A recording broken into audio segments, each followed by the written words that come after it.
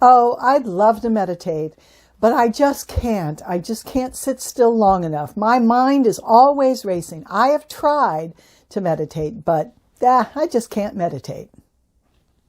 Sound familiar, or is that something that maybe you have said over and over and over? Yeah, I know. Everybody tells me I should meditate, but I can't, my mind's racing all the time. Well, folks, if that, you need to meditate. So this is a video on how to meditate that is maybe a little different than some of the other videos out there. I teach meditation, and what I tell people, first of all, is yes, you can meditate. And I can prove it. And they look at me like, yeah, right. Okay, whatever, Susan. Here's the deal. I want you, if you can understand these instructions, I want you for the next 5 seconds, I want you to close your eyes and I want you to observe your thoughts.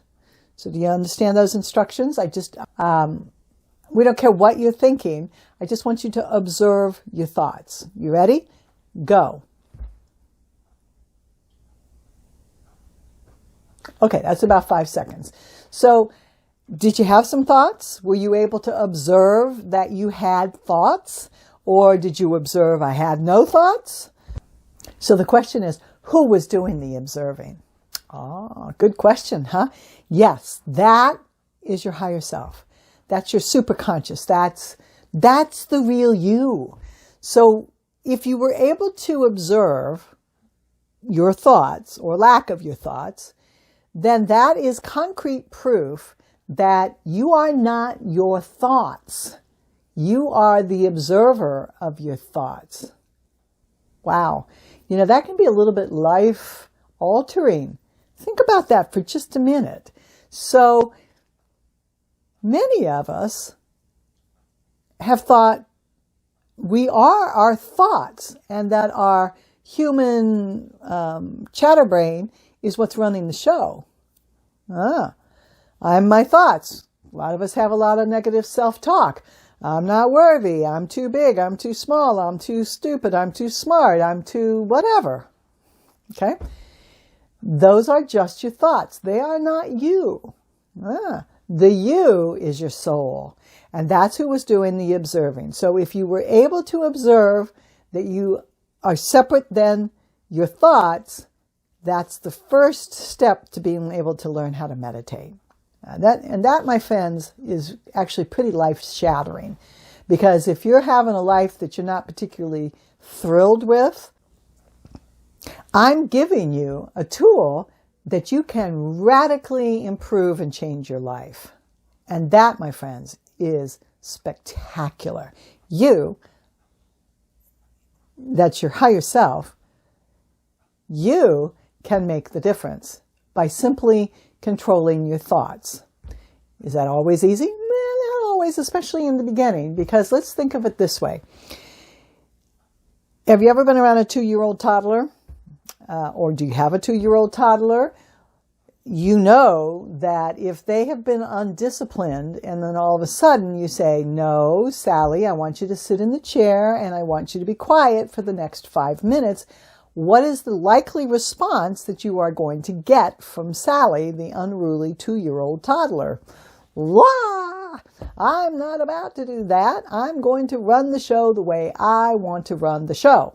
And kicking and screaming and fighting and putting. And so, yeah, it's not a pretty sight, is it? 2-year-old toddler brain is like, I'm getting it my way. And I'm gonna throw an absolute hissy fit until I do. So think of your brain like an unruly 2-year-old toddler who's however old you are, 20, 30, 50, whatever, okay? If you have never disciplined your 2-year-old toddler brain and then all of a sudden you say, listen, I want you to sit down in this chair and I want you to be quiet and don't think about anything for the next 20 or 30 minutes, what do you think your toddler brain is going to say to you? I don't think so. And why would it? So like any 2-year-old toddler, you have to be consistent. You have to be gentle. You want to be firm and you want to have some fair guidelines. So what can you do about this? Well, the first thing is just to acknowledge that you're thinking.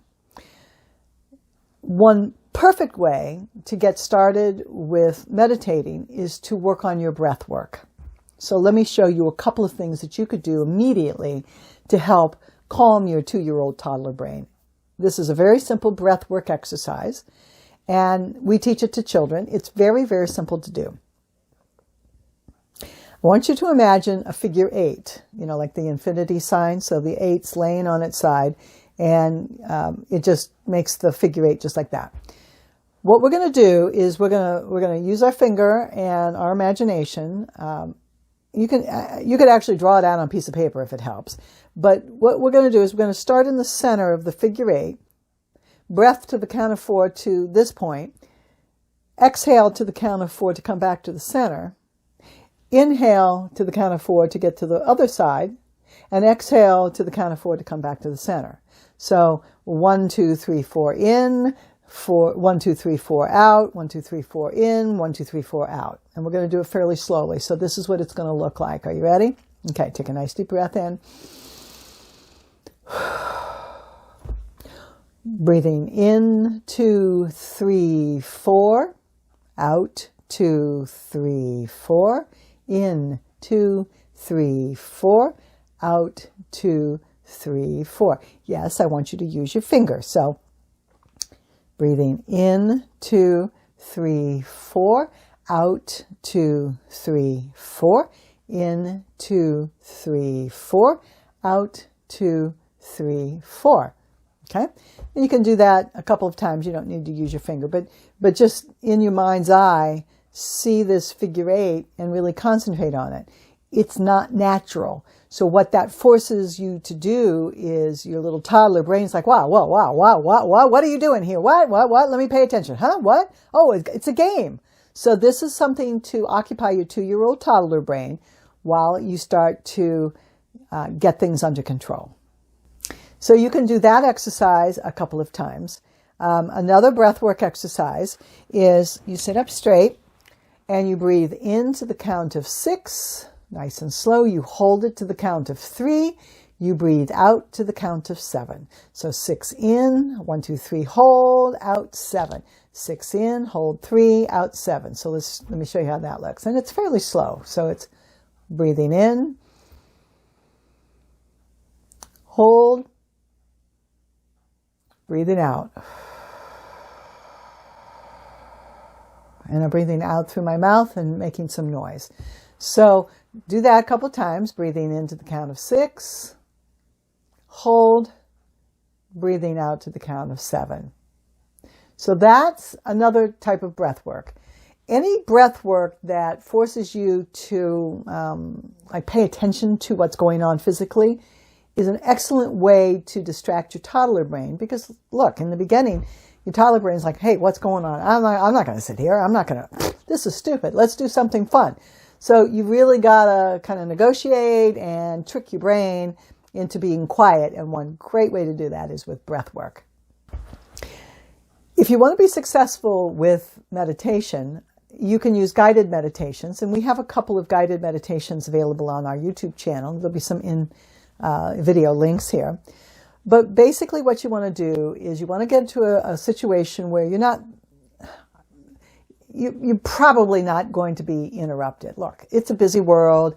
It's a noisy world. If you've got family or pets or neighbors, then you're probably going to get interrupted. But at least in the beginning, work on having a space and a time, at least 10 minutes, where you can just be by yourself and you're going to be uninterrupted.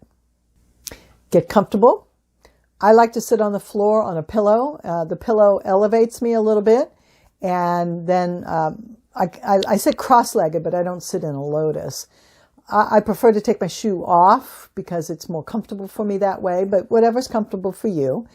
You can lay down, but if you're just getting started, laying down tends to put us to sleep, which isn't all bad. This is a great way to fall asleep, but for meditation, we actually want to try to stay awake and just quiet our mind. So once you're comfortable, you're in a position where you're not going to be interrupted, you don't have anything to do, you could turn on music. I prefer to turn on my tones.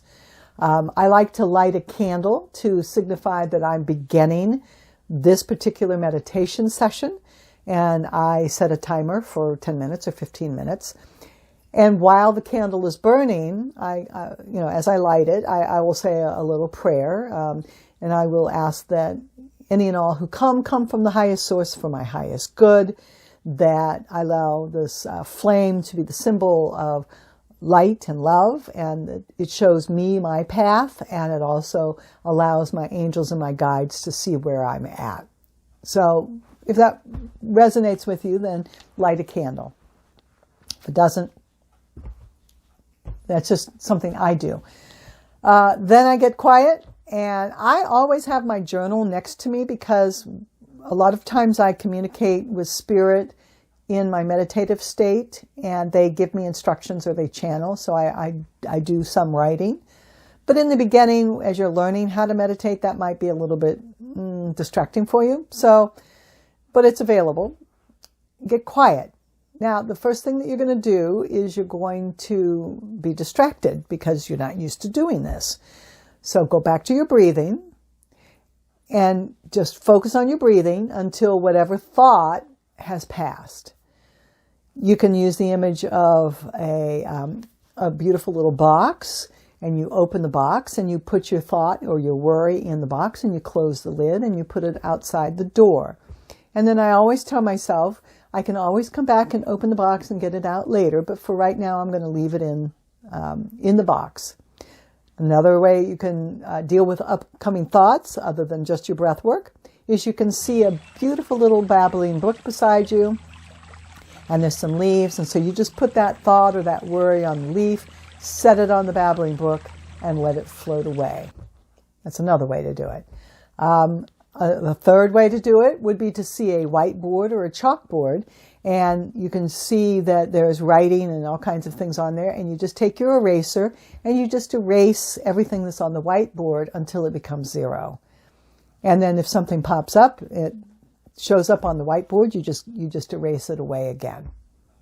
So there's a couple of really solid ways that you can learn how to meditate. Get quiet, acknowledge that you've got a little out of control 2-year-old toddler brain. And frankly, if you don't get it under control, it's going to run your life, and you're going to think that you are your thoughts, and that may not be working out so good for you. So this is really a valuable skill, and there's countless articles and innumerable medical studies who have shown that meditation is really good for your physical body, for your health, for your peace of mind, and for your happiness. And we all just want to be happy, don't we? I thought so. So get your little 2-year-old toddler under control. And stop saying you can't meditate. Yes, you can meditate. You just have to learn how. I hope this helps. We have several videos online that will walk you through a guided meditation. There's a plethora of guided meditations available, and some of them are very, very good. So pick your length, pick your author, and get started meditating. If this video has been helpful in any way, shape, or form, I'd sure appreciate a thumbs up. And then hit the subscribe button and make sure you tap the bell, and that's going to let you know when the next video comes out. This is Susan. We're at the Rock Shop at 311 Broadway, historic downtown Paducah, where positive energy works. Have a very Zen day.